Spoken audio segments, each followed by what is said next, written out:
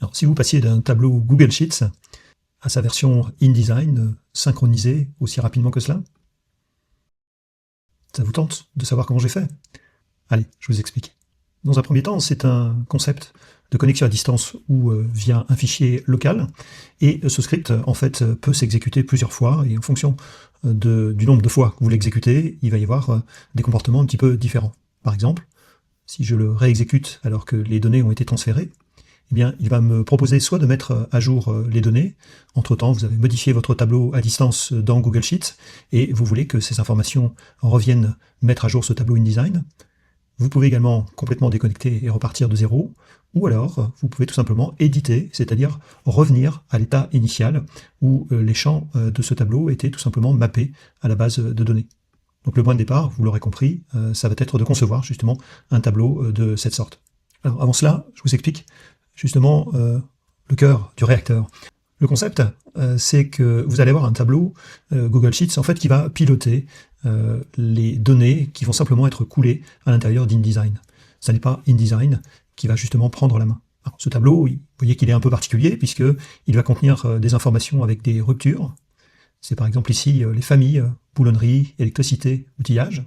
Il va parfois aussi contenir des colonnes un petit peu particulières, comme ce underscore role ou underscore catégorie. La puissance de Google Sheets, c'est que vous allez pouvoir notamment faire des calculs. Donc par exemple ici, le prix TTC est calculé en fonction du prix hors taxe et du montant de TVA. Le montant de TVA est calculé sur le prix hors taxe. Et puis vous allez avoir parfois des aides également à la saisie, par exemple des listes déroulantes qui nous permettraient rapidement de passer d'un statut en stock à un statut promo ou rupture. Et à partir du moment où vous allez déclencher le changement, eh bien automatiquement l'information va venir se mettre à jour ici dans le tableau. Autre particularité, ces contenus peuvent être dynamiquement reliés à une formule de calcul.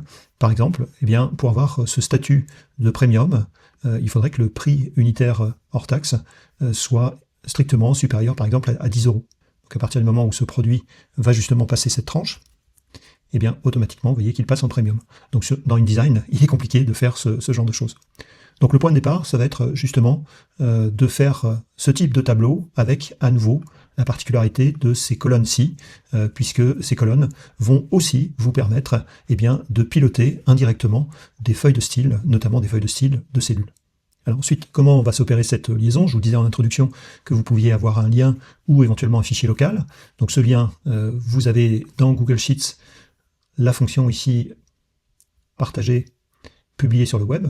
Il suffira simplement d'identifier l'onglet et ensuite de faire un partage de type séparation, tabulation et de récupérer l'URL qui se trouve ici.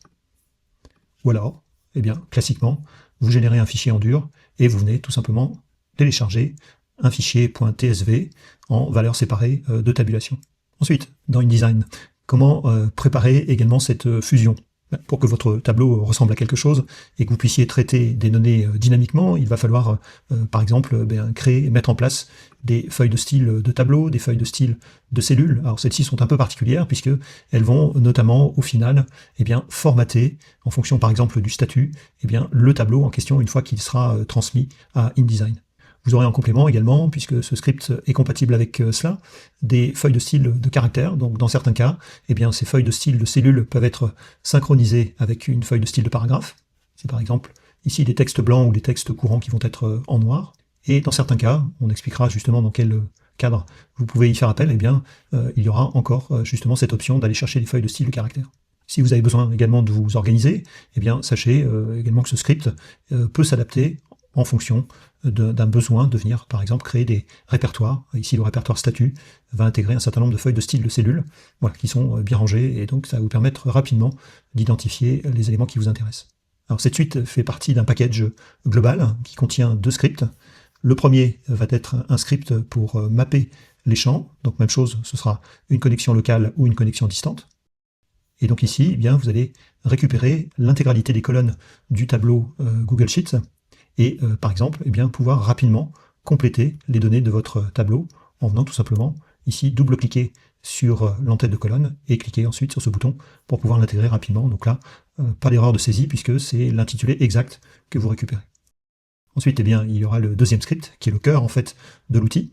Donc quand on l'exécute, eh bien, il y a dans un premier temps justement une connexion à la base à partir du moment où vous allez pouvoir lancer cette connexion, eh bien, vous allez tomber sur cette interface. Alors cette interface, elle va vous permettre de lier chacun des éléments de votre tableau initial avec des feuilles de style. Donc c'est ce que vous voyez, et donc entre crochets, on identifie soit des feuilles de style de cellules, soit des feuilles de style de caractères.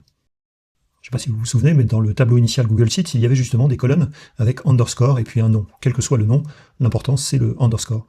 Donc ils auront justement un rôle bien particulier à jouer, et on intercepte justement ces éléments pour venir justement mettre en forme de manière intelligente ces informations dans le tableau InDesign.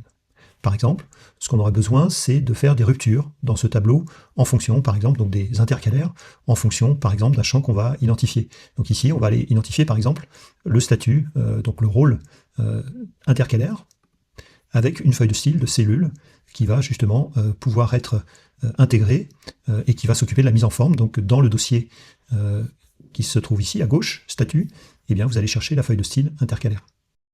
Ensuite, la particularité, par exemple, de cette rupture, c'est qu'elle pourra se faire, et la mise en forme, bien entendu, pourront se faire sur la ligne entière, ou bien sur une case particulière, une colonne particulière de votre tableau. Ici, l'intercalaire, on va le faire sur la ligne entière, et comme c'est une information de rupture qui va ne pas tenir compte des colonnes, eh bien à ce moment-là, on va pouvoir demander à fusionner cette information. Pour les autres, eh bien, ça va être un petit peu différent. On va lier par exemple promo avec la feuille de style promo, le rôle en stock avec en stock, rupture, même chose. Et puis ici, la catégorie premium, on va venir l'associer à une feuille de style de caractère premium gras. Même chose, vous verrez à quoi ça correspond. Alors ensuite, on va par exemple pour la rupture considérer que c'est la ligne entière qui va être mise en forme. Ça permettra justement par exemple, j'ai mis une belle couleur rouge pour identifier justement ces produits en rupture. Donc on va agir sur la ligne entière, on ne va pas fusionner, mais on va agir justement sur cette ligne du début à la fin, donc de la gauche vers la droite. Pour les autres, promo et en stock, on va classiquement plutôt identifier la case statut pour justement ne mettre en forme que cette case. On ne fusionne pas. Et une fois que ces informations auront été saisies, eh bien à ce moment-là, vous cliquez sur le bouton Valider. Et voilà. Donc on retrouve nos intercalaires, identifiés par une feuille de style qui donne cette coloration bleue avec le texte blanc. Nous allons ensuite avoir des ruptures qui vont être identifiées sur la ligne entière avec justement cette fameuse couleur rouge. Les éléments en stock, on n'y touche pas puisqu'on considère que ce sont des produits, on va dire, entre guillemets normaux, et les promos sont identifiés simplement sur la mise en forme justement de la case.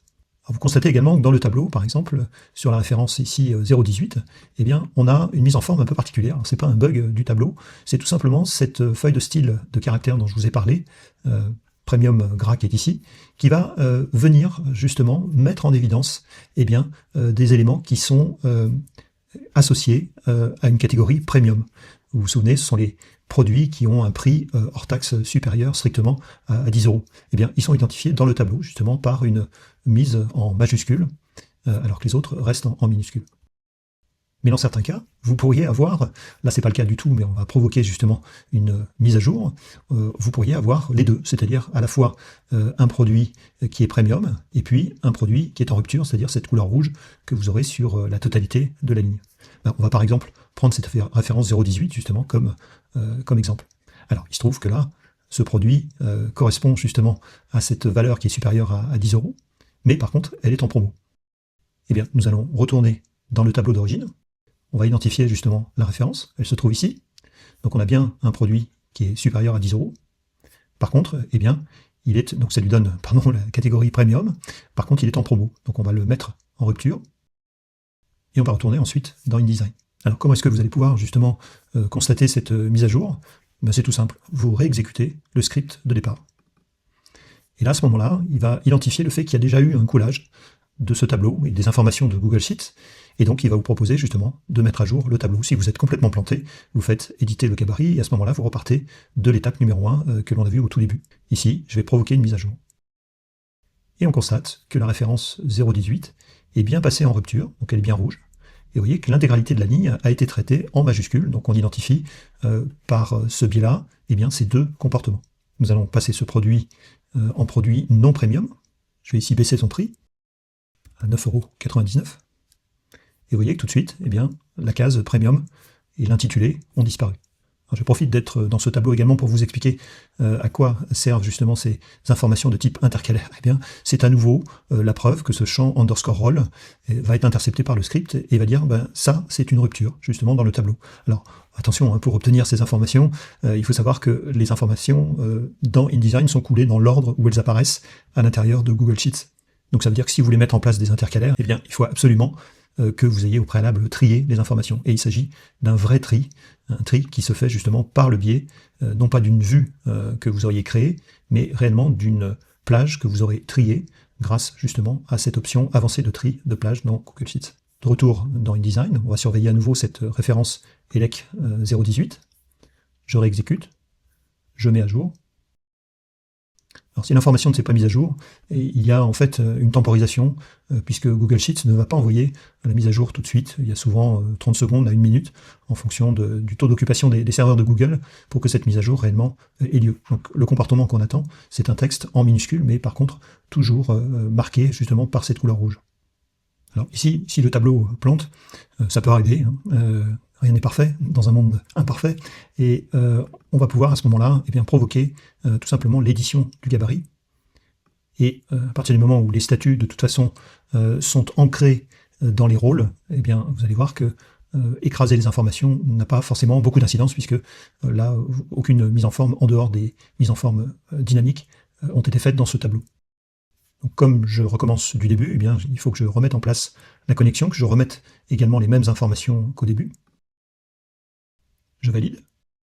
Et vous voyez que la mise à jour a été faite puisqu'on a bien sur la référence 018 un texte qui est toujours marqué en rupture en rouge, mais par contre qui est passé en minuscule alors qu'il était en majuscule, étiqueté justement ici Premium.